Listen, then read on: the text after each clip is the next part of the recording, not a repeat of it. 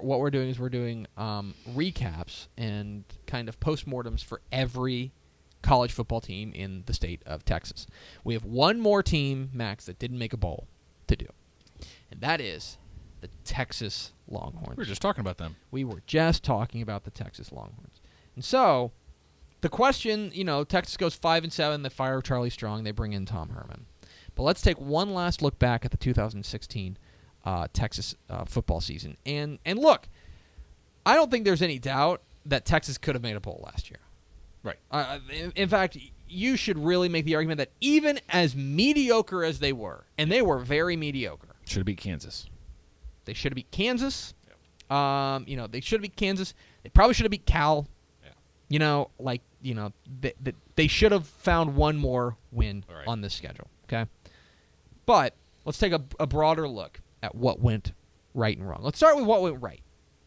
So, for all the talk and all the hemming and hawing about the offense, the offense was actually pretty good. Okay, especially on the ground. They were 46th in the nation in yards per carry, almost 5 yards a carry. You can live with that, right? And they committed to the run. They ran the ball almost 50 times a game.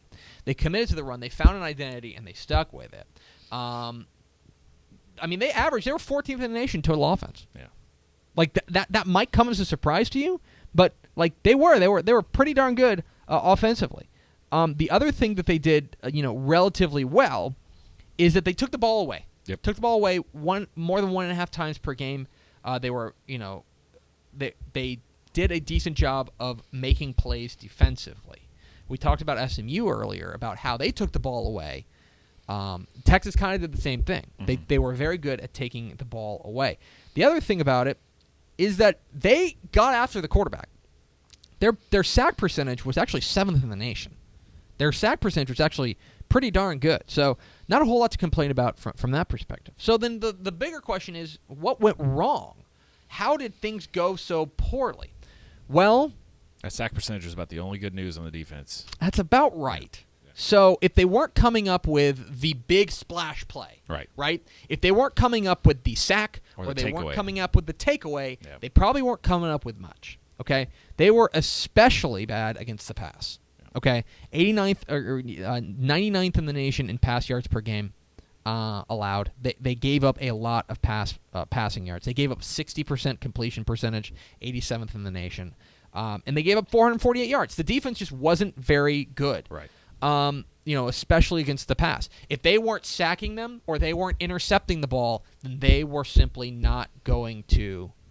Then they simply weren't going to make a play defensively. That's the biggest thing. Yeah. Other kind of nitpicks from an offensive perspective, look, I mean, the passing attack was average.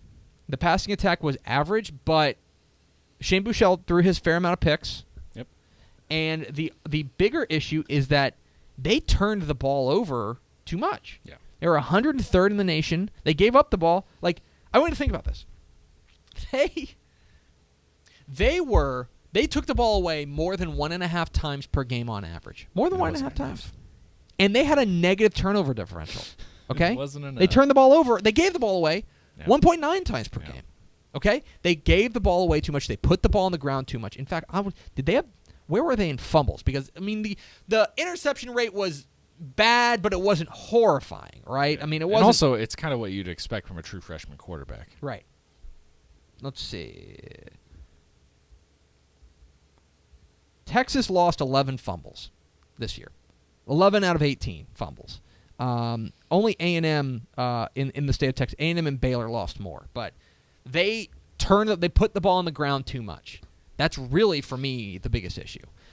Of course, and when you turn the ball over, you're giving an already kind of a defense that can be beat. It's putting them back on the field, and it just ended up kind of snowballing on them.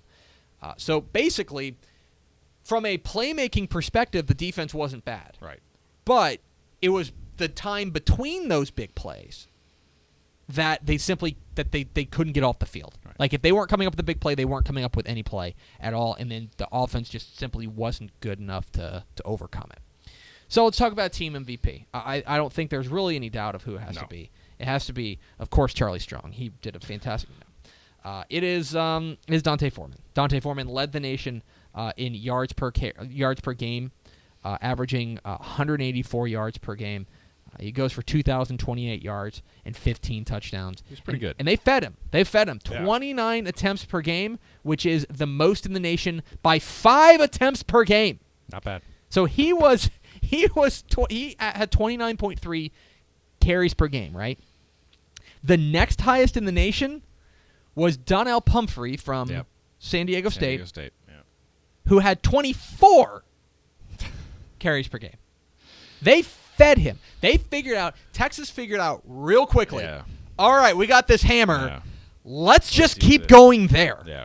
And so, and look, he's great. He's great. I don't think go get paid, son. I can't fault him because especially the workload he had.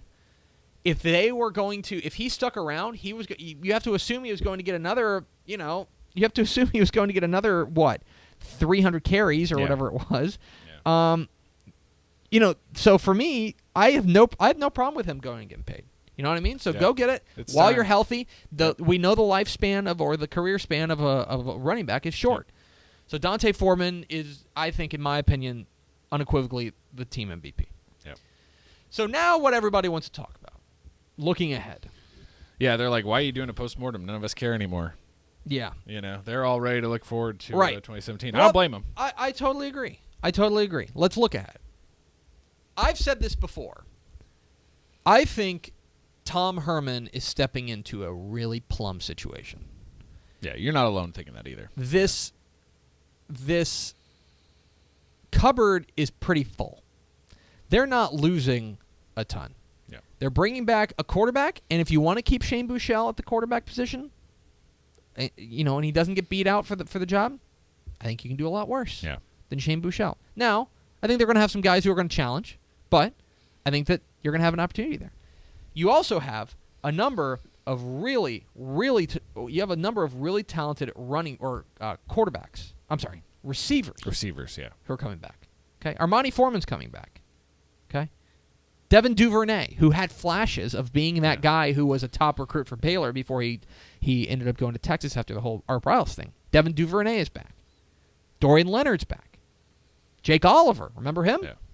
I mean, you've got option. Colin Johnson, who was supposed to be the guy this year. Yeah. He's back for another year, not to mention whoever you're bringing in.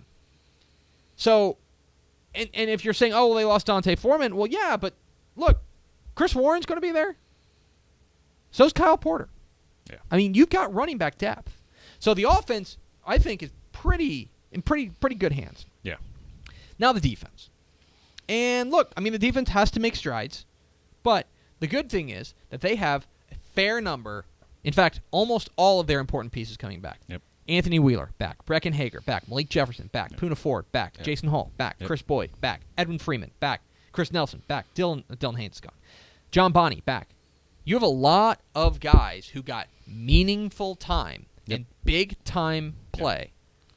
This is going to be like I really, truly believe that Tom Herman's stepping into a really, really immediately successful position. They're getting Todd Orlando, one of the best defensive coordinators in the sir. country. And they're going to play an aggressive style. It's going to be a fun defense to watch. It's going to be all or nothing sometimes. Mm-hmm. And they might get burned, but I think it's going to be a fun group to watch. Yeah, and to me, I think that's the biggest thing is that you're bringing in a guy who is a proven winner, a guy who is who is well respected across the state already, and he's recruiting well, and he's got a cupboard that's already pretty full. I think the biggest issue for Tom Herman this year, heading into 2017, is getting these kids' heads right. Yeah. And getting them all bought in and saying, guys, I know I'm not the guy who recruited you. Yeah. I know I'm not. Right. But if you do what I say and you listen to us, we can get back, and we can get back in a hurry. Yep. Like, you know how we made fun of Joe Tessitore for screaming Texas is back, folks, when Tyrone Swoops dove in against a 4-win Notre Dame team? Like, we could really be talking about Texas being back. Could be. Now, there's no guarantees. Yeah. Okay? There's no guarantees. No. But I think that things have set up very favorably for Texas to have a breakout year in 2017 if they can get everybody pulling the rope in the same direction. Right. That's kind of where I'm at on it. So there you go. We can finally put to bed the 2016 Texas Longhorns. Rest in peace, 2016 Texas Longhorns.